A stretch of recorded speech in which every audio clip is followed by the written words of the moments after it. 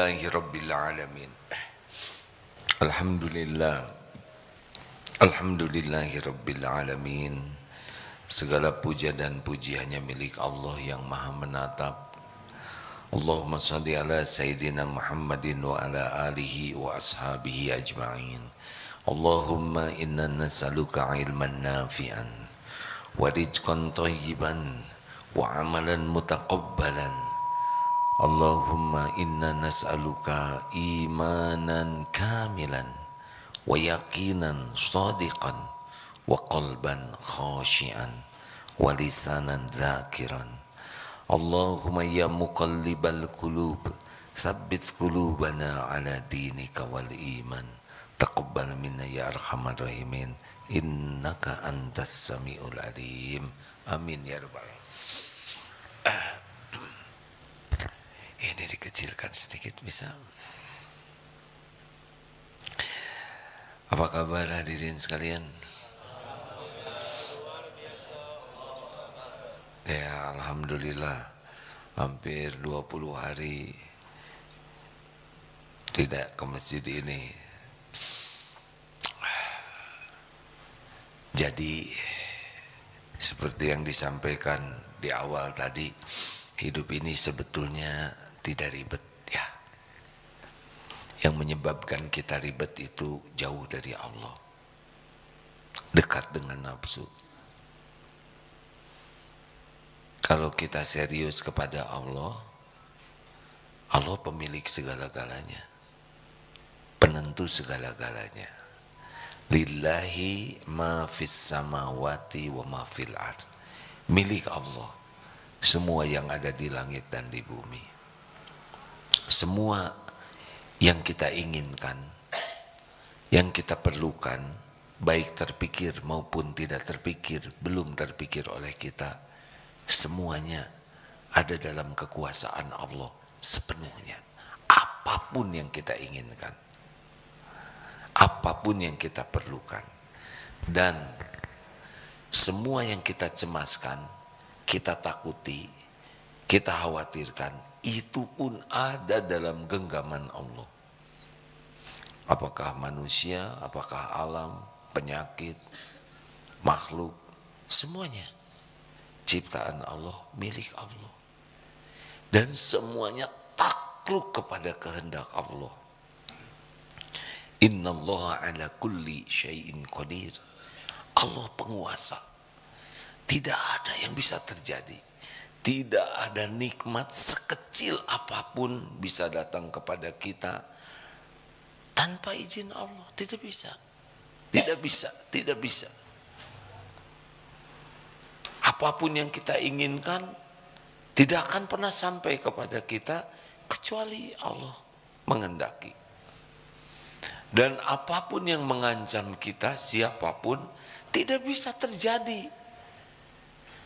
Tubuh ini tidak bisa luka tanpa izin pemiliknya. Apa yang Allah titipkan kepada kita nggak akan lepas dari kita tanpa izin Allah.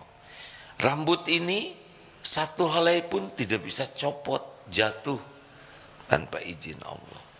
Sepenuhnya milik Allah, sepenuhnya dalam kekuasaan Allah, sepenuhnya hanya bisa terjadi dengan izin Allah. Jadi sekarang lebih sederhana hidup ini. Dekati saja Allah. Benar? Karena Allah yang punya, Allah yang menentukan. Cuman itu hidup ini. Tidak ada yang lain. Halo? Coba ingin apa? Bapak ingin apa? Ingin apa? Apa punya keinginan? Ingin ridho Allah atau langsung soleh, Pak, udahan kalau yang normal-normal dulu. Ada ingin apa? Punya keinginan tidak? Belum ada keinginan? Kenapa jadi gugup begini? Pastilah kita punya keinginan. Dan yang lebih pasti lagi kita punya keperluan. Tidak ada satupun di antara kita yang tidak memerlukan oksigen. Benar? Perlu minum, perlu makan, perlu istirahat. Semuanya ada dalam genggaman Allah. Ingin sehat, tubuh ini milik Allah. Nggak ngaku, ada yang ingin jodoh lah ya. Dah. Apa? Mapan dulu. Kata siapa? Nggak perlu mapan dulu baru jodoh. Nggak akan nikah kan? Salah. Mapan dulu baru nikah. Bukan begitu. Berusaha jadi orang takwa.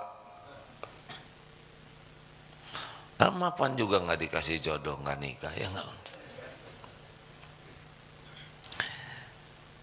Jadi Allah itu menciptakan kita untuk Allah.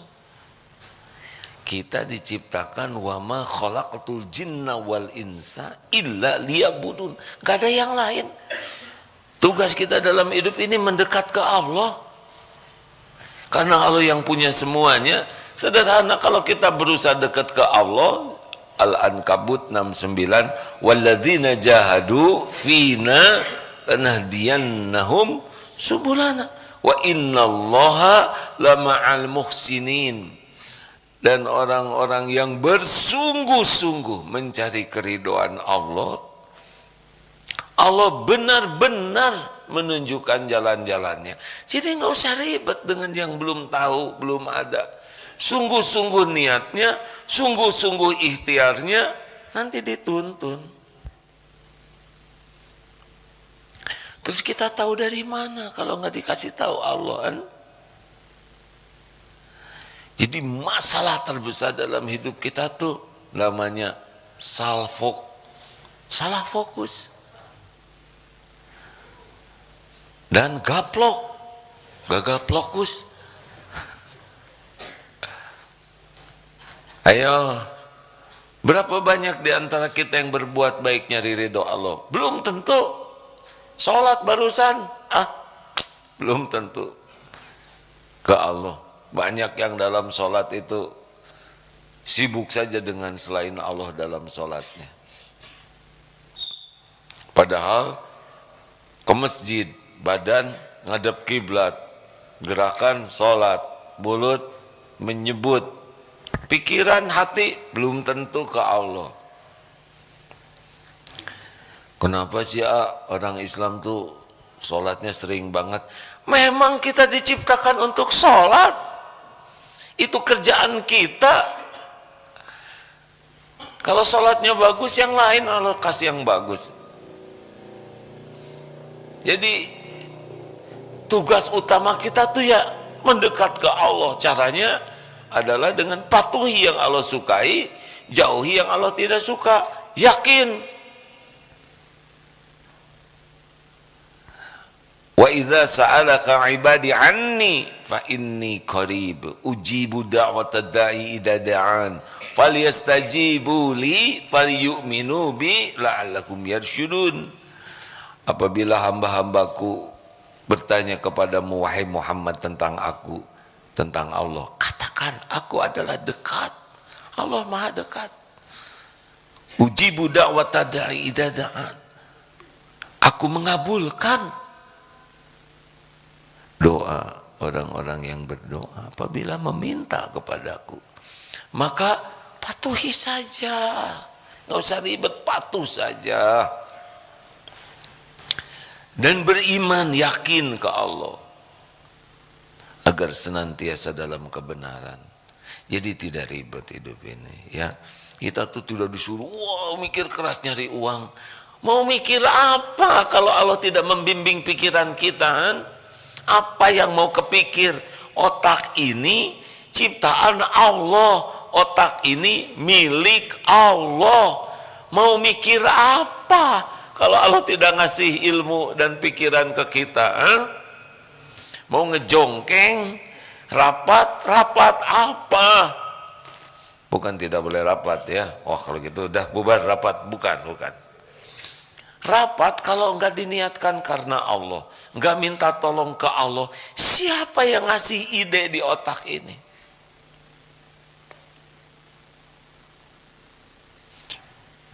Bicara begini udah berulang kali disampaikan, apa yang bisa saya lakukan selama ini? Ngebulak-balik hati jamaah. Bagaimana ngebulak-balik hati, tahu juga hatinya nggak tahu. Emang ngebulak-balik telur, jelas telurnya nggak tahu. Hatinya di mana, seperti apa, gimana ngebulak-baliknya. Bagaimana? Apakah saya bisa mengubah bapak ibu? Boro-boro mengubah jamaah, mengubah diri aja nggak bisa. Ayo, saya ingin istri saya solehah, anak-anak soleh, bagus keingin. Tapi bagaimana? Gimana nyolehin istri teh Pak? Bapak udah punya istri kan? Nah, bagaimana caranya menyolehkan istri Bapak? Beri contoh. Beri contoh. Yang benar. Contoh apa? Taat. Kenapa nasihat Bapak kurang didengar? Karena suka beda Pak antara perkataan dengan bukti. Boro-boro nyolehahin, ini nyolehahin istri, menyolehkan diri sendiri aja susah. Gimana coba? Coba jelaskan para lelaki. Ini aki-aki.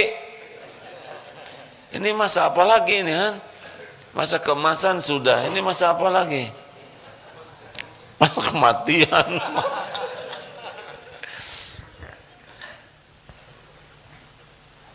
Ayo. Gimana caranya? Saya dititipi anak 11 oleh Allah. Gimana caranya nyolehkan anak?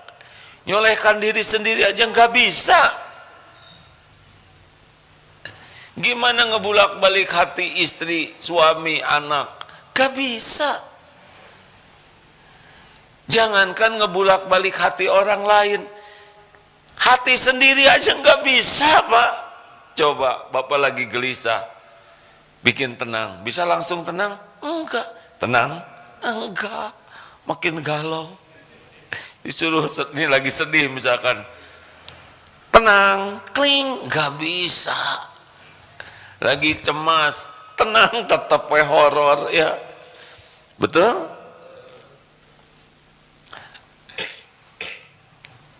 Hati sendiri aja nggak dikuasai oleh kita. Siapa yang menguasai hati kita? Allah. Jadi Bu, udahlah. Gimana ya suami saya? Ya saya mengerti. Itu standar. Istri ingin suami soleh, suami ingin istri soleha, orang tua ingin anak jadi baik, anak ingin orang tua baik, itu standar. Tapi bagaimana caranya? Caranya sekuat tenaga kita harus berusaha dekat dengan Allah. Dan bisanya kita dekat dengan Allah juga itu hanya bisa terjadi dengan pertolongan Allah. Jadi dari mana dong ini awalnya nih jadi ribet begini nih? Bukan ribet tadi. Sebetulnya sederhana hidup ini. Asal yakin awalnya kita ini ciptaan Allah, kita ini disuruh ngabdi ke Allah, mendekat ke Allah. Nanti yang lain-lain Allah yang ngurus. Betulan. Maaf ya Pak, maaf saya mohon maaf ini. Ini Darut Tauhid. Kata orang besar, walaupun sangat banyak yang lebih besar dibanding yang kecil pasti. Apa coba yang saya lakukan ngebangun pesantren ini Pak? Mikir membangun ini juga nggak kepikir. Serius Pak, kan ada kemarin kunjungan, kamu akan ke Darut Tauhid katanya, pesantren ini di sini sana. Apa? Saya kan ikut rapat ya, nggak kepikir yang terjadi itu lebih bagus daripada yang kepikir. Gimana ngurus santri ribuan, Pak? Ngegaji karyawan ribuan. Boro-boro mikir bagaimana. Gak kebayang, Pak. Tapi jalan aja. Karena ada yang ngatur. Betul? Nggak usah sok pinter lah kita ini.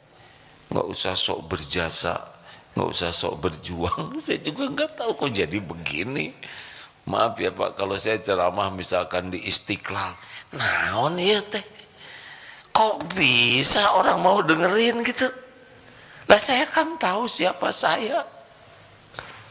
Allah lebih tahu lagi. Ilmu ya. Alah, nanti kalau nyebut sedikit sok tawadu lagi ya enggak. Nah gitulah. Semuanya tuh ujian dari Allah. Allah yang ngatur, Allah yang punya. Kita mengurus diri aja enggak benar. Ngurus mata aja enggak benar, Pak. Yang dilarang dilihat dipelototin, ya enggak? Aki-aki enggak boleh ya di sini. Masa kemasan harus jadi tauladan. Jangan lihat mahasiswi. Kepada jamaah, kalau nanti ada yang mengatakan, ada salam tuh dari santri Darut Tauhid, harus jelas dulu program apa. Ya, jangan keburu bangga. Kalau masa keemasan berarti 45 tahun ke atas ya. Jadi gimana dong, apa nih? Ya udah sekarang mah kita lebih sederhanakan aja hidup ini. Nggak usah terlalu segala diribetkan. Nggak usah terlalu semuanya dipikirkan. Bu, Ibu, gimana ya menurut kan Amerika sekarang presidennya Donald Trump. Mau Mang Entrum, mau siapa? Mau Joe Biden, ya udah terserah Allah aja. Dan gimana dipikirin juga nggak berubah oleh kita, betul? Menurut bagaimana katanya dolar sekarang turun mau naik, terserahlah. Punya juga enggak dolarnya. Apa sih yang paling penting dalam hidup ini? Bulat yakin kita ini adalah hamba Allah. Selama ini kita tidak jadi hamba Allah. Hamba nafsu, hamba dunia, hamba penilaian orang, hamba gelar, hamba jabatan, betul? Hamba popularitas, hamba konten, ya kan? Namanya bukon, budak konten. Betapa banyak. Apa yang menjadi ilah kita? Yang menjadi ilah kita tuh apa yang kita agung-agungkan, itu jadi ilah. Kalau orang mengagung-agungkan harta, sudah dia jadi hamba harta. Kalau orang mengagung-agungkan popularitas, dia merasa hebat dengan popularitas, dia jadi hamba popularitas. Kalau dia mengagung-agungkan jabatan, seakan-akan punya jabatan tuh hebat, sukses, dia jadi hamba jabatan.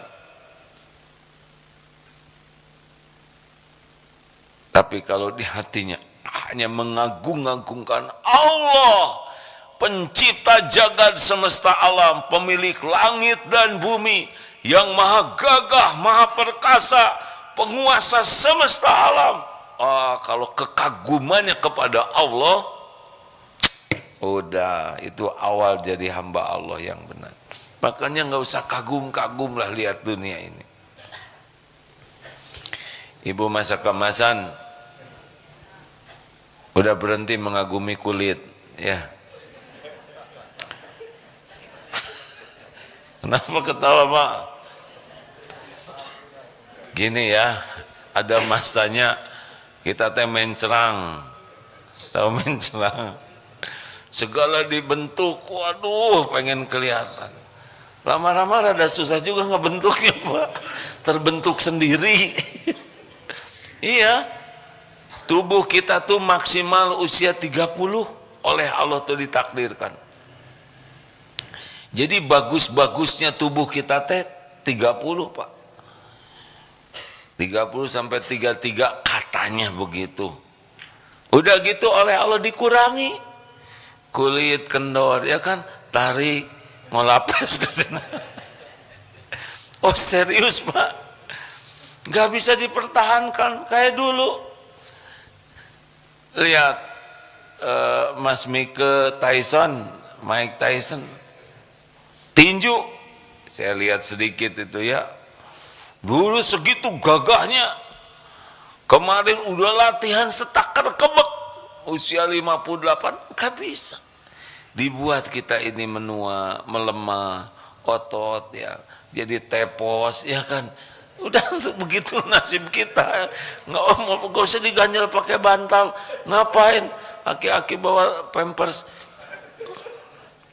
Nikmati jadi tua, betul? Nggak usah mati-matian mempertahankan kenceng kulit sehingga ibu dibalik kerudung pakai jepitan jemuran. Mau apa? Olahraga mah olahraga ya, kita rawat tubuh ini, kita rawat, kita jaga, tapi harus siap menerima kenyataan. Ini yang masa keemasan SMA tahun berapa Pak? Bapak 80, 77, 78, 82. Saya nggak mau nanya umur, takut tersinggung, nanya SMA aja, udah ketahuan. Bapak lahir 61, benar? 62. Bapak SMA tamat berapa Pak? 80, berarti Bapak 6 yang jelas Pak, maka begini kalau masa kemasan itu juga beda-beda tamat itu. Udah kita harus nerima kenyataan ya, tiap ditanya ganti tahun, namanya juga udah tua kita ini. Udah tahu ciri orang tua belum? 3 cirinya Pak. 1, mudah lupa. Yang kedua dan ketiga saya lupa. Dulu ngetawain, hati-hati loh. Lanjut, jadi nakal begini sama orang tua. Kita seumuran Pak. Saya tamat SMA 81. Ya udah nggak apa-apa, nggak bisa berubah itu takdirnya. Kakak lah, kakak sekelas setahun ya, nggak bisa dipertahankan. Maksudnya kita nggak bisa seperti dulu. Ini milik Allah. Ridho tubuh jadi tua, urus dengan baik. Kalau ditakdirkan apapun terima. Nggak usah komplain, terima Pak jadi sepuh, nggak boleh centil, pakai blue jean ketat, udah tua, darah nggak ngalir. Nah, enjoy. Ibu sekarang lebih tenang, ngaca tidak selama dulu ya kan? Halo, zaman masa centil-centil terrepot lah. Sekarang begini kekunyah lagi lipstiknya, ya udah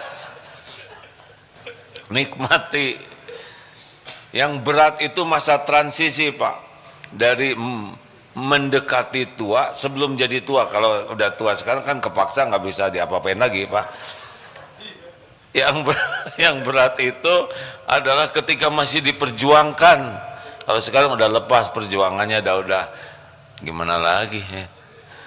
Asalnya dicet, misalkan saya mah enggak dicet, tumbuh, jadi tumbuh lagi, rumit, lama-lama dibiarin tidak dicet, katanya lebih bahagia. Kalau dicet stres, tumbuh kan, dicetnya jadi pindah ke atas. Makanya nikmati apapun yang Allah berikan ke kita, betul? Tadi sholat surat Ar-Rahman. Yang pertama surat Al-Baqarah, yang rakaat kedua surat Ar-Rahman.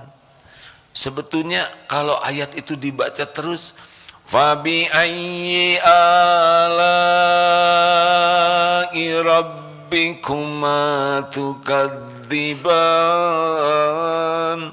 Itu aja udah bisa bikin nangis tuh. Sendirian aja, nikmat mana lagi akan kamu dustakan.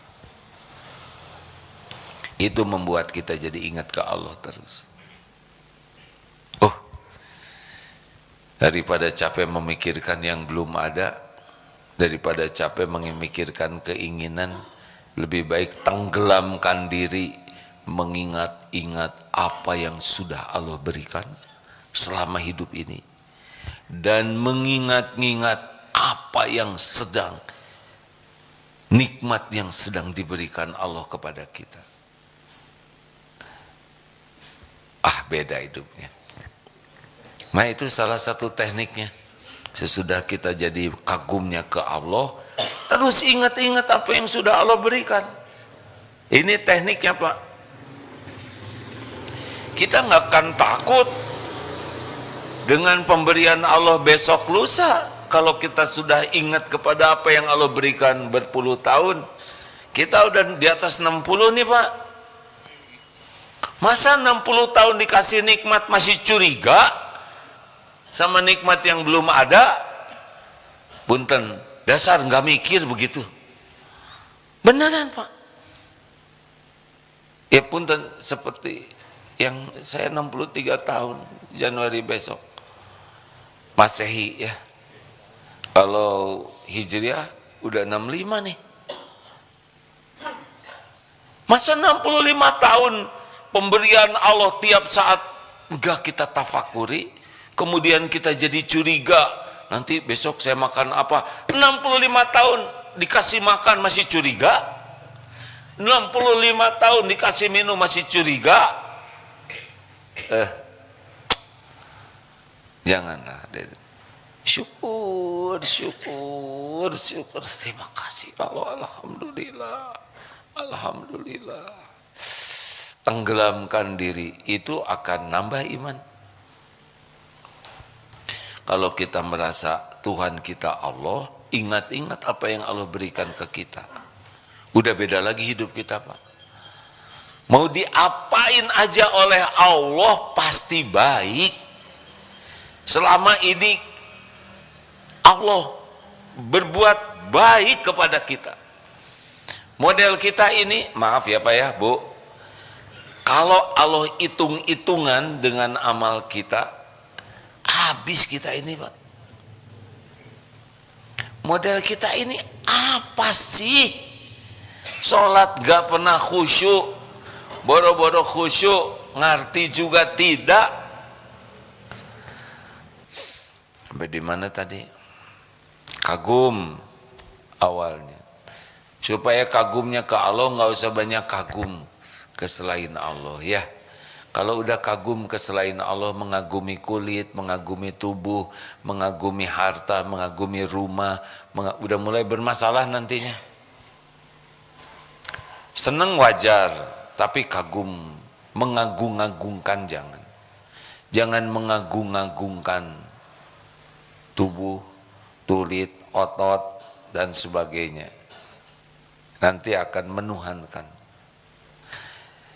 Setiap orang yang punya jabatan, masih ingat, akan 3 terjadi. 1, pasti berakhir jabatannya.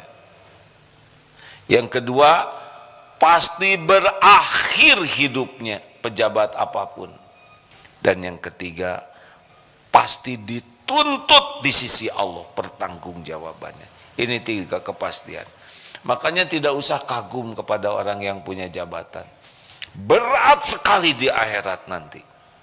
Dan gak usah ngotot abis-abisan ingin jabatan. Mau apa? Bekerja saja yang benar.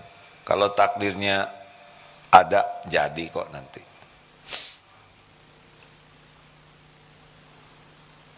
Halo? Gak usah mengagung-agungkan duniawi ini.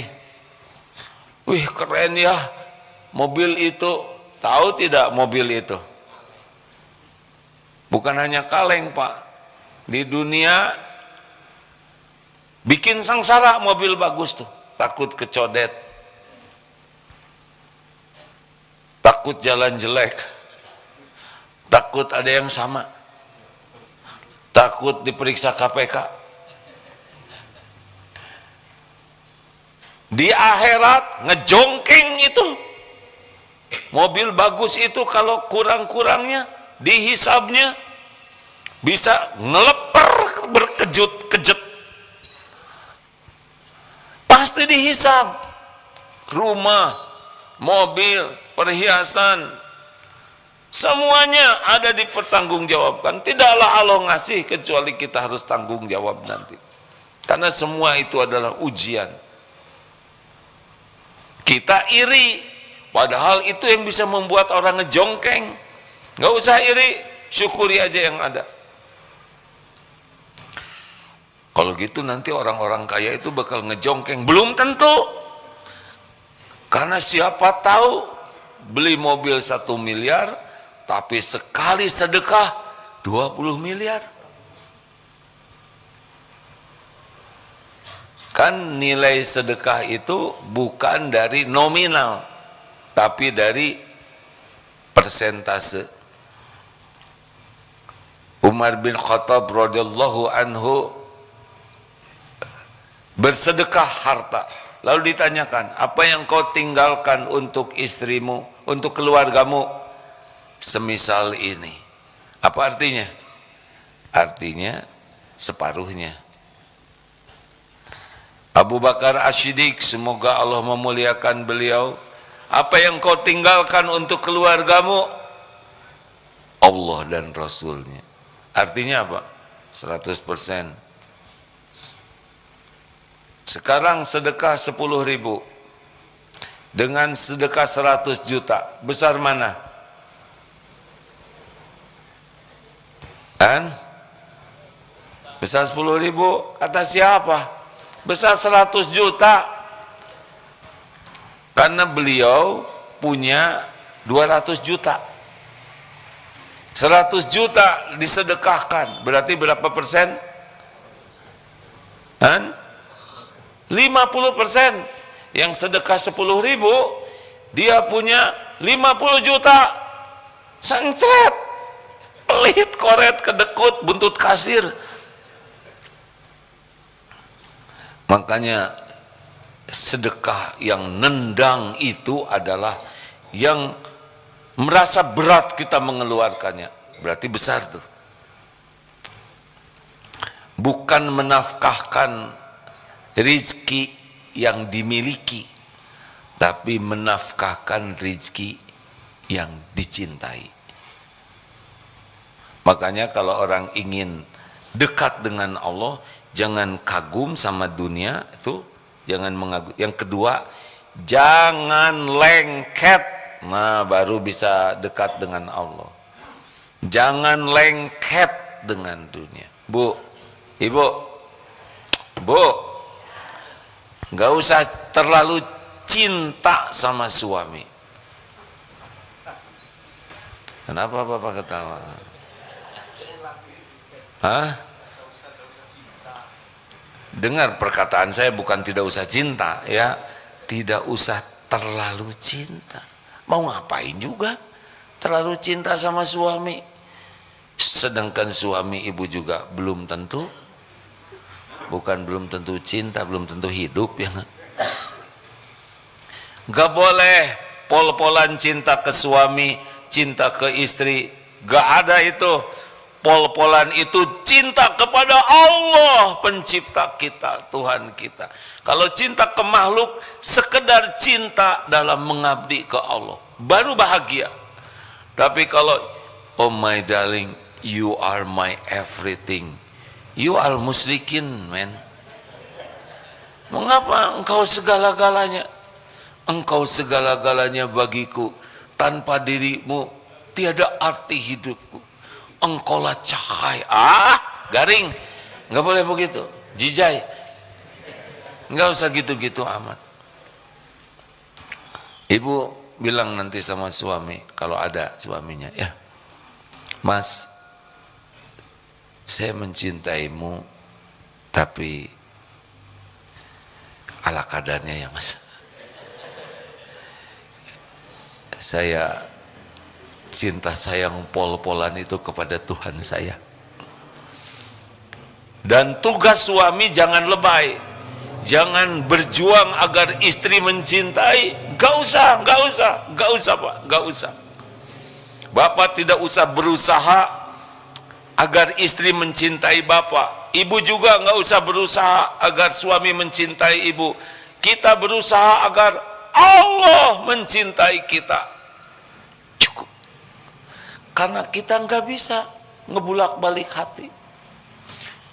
Cintai saya, Mas. Aduh, gimana ya Bu, udah habis, sakit hati.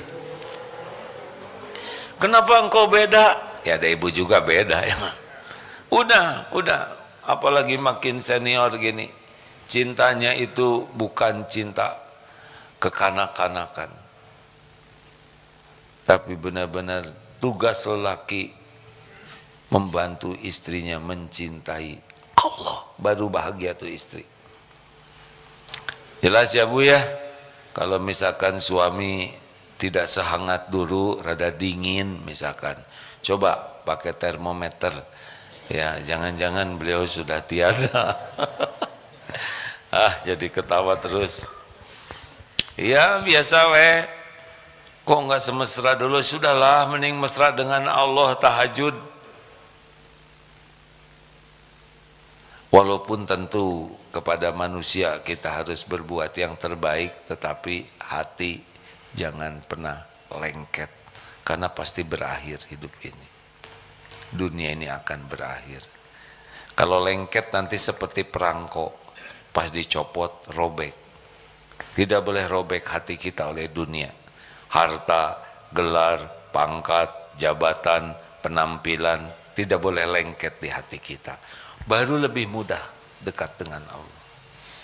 Jadi kalau kita mengagung-agungkan sesuatu selain Allah, kita akan mengabdi ke sana. Yang kedua, kalau udah lengket, nah kita jadi sibuk dengan yang lengket. Jangan lengket dengan dunia berikut isinya. Kurang lebih sederhananya begitu ya.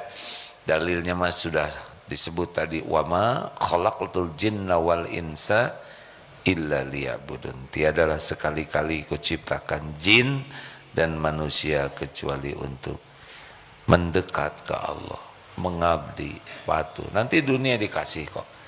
Allah udah tahu keperluan kita, lebih tahu dari kita sendiri. Nggak usah rewel lah. Dan nggak usah ngatur Allah. Ingin itu, ingin ini boleh, ingin. Tapi kalau nggak dikasih belum tentu baik. Kayak anak kecil ingin granat gitu ya. Paling dikasih bapau ya.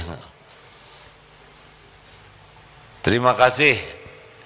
Ada pertanyaan silakan. Ini masa keemasan, banyak sekali program masa keemasan. Apa ini Pak? Tematik. Apa temanya sekarang? Istiqomah menuju husnul khotimah. Istiqomah menuju husnul khotimah. Sudah beli belum pakaian terakhir? Katanya ayo beli ya tuh pakaian terakhir. Tadi ukur, ibu udah beli pakaian terakhir? Belilah supaya nggak nyusahin yang hidup nanti. Wasiat udah mulai ditulis belum? Belum, kayak mau panjang umur aja kita. Ayo tulis, mulai ditulis-tulis wasiat ya, supaya kita meninggal nggak ngerepotin, nggak menimbulkan masalah buat anak-anak cucu kita. Siap-siap, jangan kehilangan tahajud. Udah nggak usah segala diribetin lah, udah aki-aki nenek-nenek model kita ini ya kan. Artis nikah dibahas, mau apa? Kenapa dia nggak mau sama saya? Sudahlah Pak. Ngirit, jangan terlalu segala dipikirkan, jangan segala dibahas, jangan segala ingin tahu, jangan segala diperdebatkan, buat lebih mudah.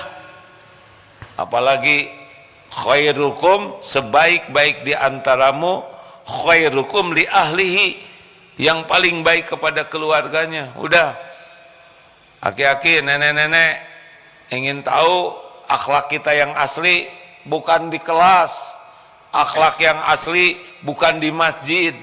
Akhlak yang asli bukan di kantor. Akhlak yang asli itu di rumah. Karena kalau di kelas ada jaimnya, di kantor ada jaimnya, takut karir. Di masjid takut dianggap kurang soleh. Di rumah asli tuh nggak dijaim-jaimin. Ibu ingin tahu akhlak ibu yang sebenarnya, lihat kepada orang terdekat.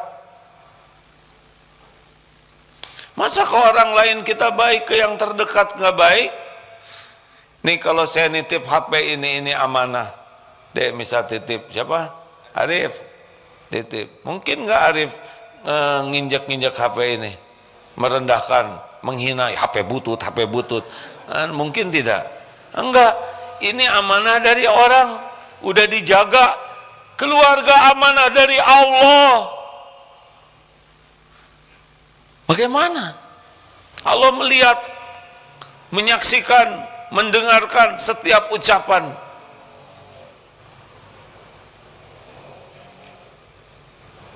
Amanah itu. Terima kasih kembali ini Arif. Anak-anak itu amanah dari Allah. Kita nggak bisa menyolehkan anak. Jadi contoh terbaik karena Allah.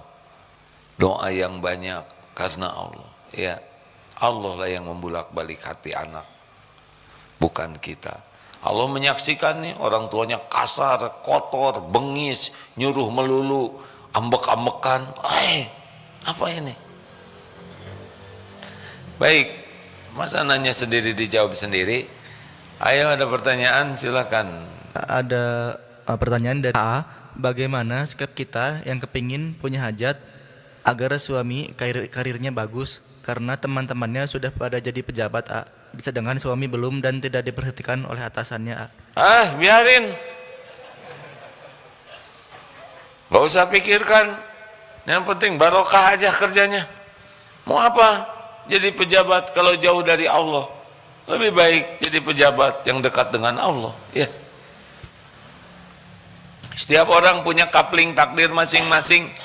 Yang penting suami kerjanya bisa jadi kuat iman, kerjanya jadi amal soleh, aman dunia akhirat. Udah itu, gak usah ngebanding-banding. Tiap orang punya kapling takdir masing-masing. Kalau nggak ada takdirnya nggak akan jadi. Nggak usah maksa minta jabatan. Mau apa? Nanti belum tentu baik jabatan itu. Lihat banyak yang sekarang dikasih gelang sepasang itu. Tahu gelang sepasang? Borgol. Belum tentu kuat.